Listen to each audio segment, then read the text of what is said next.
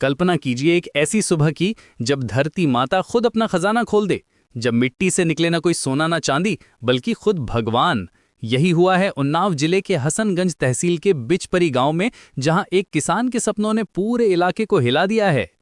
अमरपाल एक साधारण किसान जो अपने खेतों में दिन भर मेहनत करता था, लेकिन पिछले 25 दिनों से उसकी रातें बेचैनी से भरी थीं।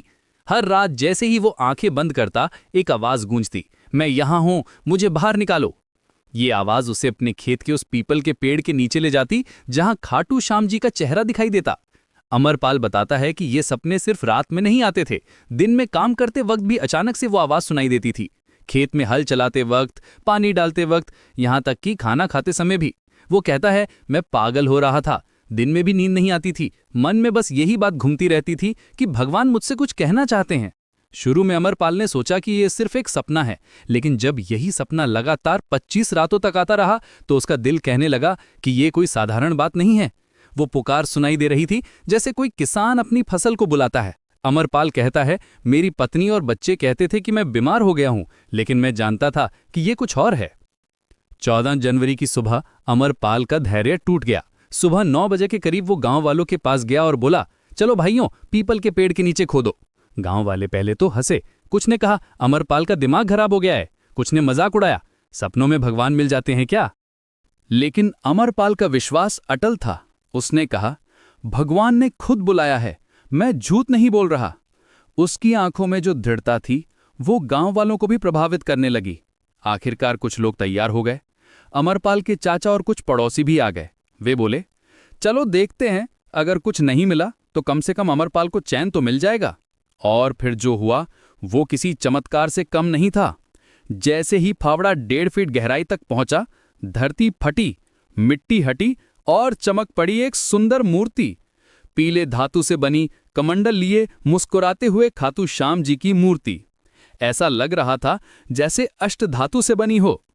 मूर्ति इतनी सुंदर थी कि लग रहा था जैसे अभी अभी बनकर तैयार हुई हो। खेत की सादी मिट्टी से भगवान निकल आए। गांव वाले दंग रह गए। कुछ देर तक सब चुप खड़े रहे। फिर अचानक सबके मुंह से निकला, जय खाटू श्याम जी। तुरंत ही भजन शुरू हो गए। आरती की आवाजें गूंजने लगी। लोगों ने तुरंत ईंटों का चबूतरा बनाया और उस पर साफ चादर बिछाकर मूर्ति को सम्मान से रखा। खबर आग की तरह फैली, पहले पास के घरों में, फिर गली में, फिर पूरे गांव में। व्हाट्सएप पर मैसेजेस गए, फोन कॉल्स हुई। पास के गांवों से, दूर के शहरों से सैकड़ों लोग आने लगे। जो खेत कल तक सिर्फ गेहूं और धान उगाता था, आज वहां श्रद्धालुओं की भीड़ लग गई। लोग फूल लेकर आ रहे थे, प्रसाद लेकर आ रहे थे। कुछ ही घंटों में वो जगह एक तीर्थ स्थल बन गई। दूर दूर से लोग आने लगे, कोई बाइसिकल पर, कोई मोटरसाइकिल पर, कोई कार में। बुजुर्ग औरतें अपने हाथों में पूजा की थाली लेकर आ रही थीं। छोटे बच्चे भी माता पिता के साथ दर्शन करने आ रहे थे। हर कोई कह रहा था कि ये तो सच में चमत्कार है। प्रशासन भी हरकत में आ गया। एसडीएम प्रज्ञा पांडे ने तुरंत जांच शुरू करवाई। पुरातत्व विभाग के लोग भी पहुंच गए। वे मूर्ति की उम्र जानना चाहते थे, धातु की जांच करना चाहते थे। विशेषज्ञ आए और मूर्ति को देखकर हैरान रह गए। वे बोले, ये मूर्ति बहुत पुरानी लगती है, लेकिन इतनी चमकदार कैसे है। लेकिन गांव वालों के लिए ये सब बेमतलब था। उनके लिए तो ये सीधा भगवान का आशीर्वाद था।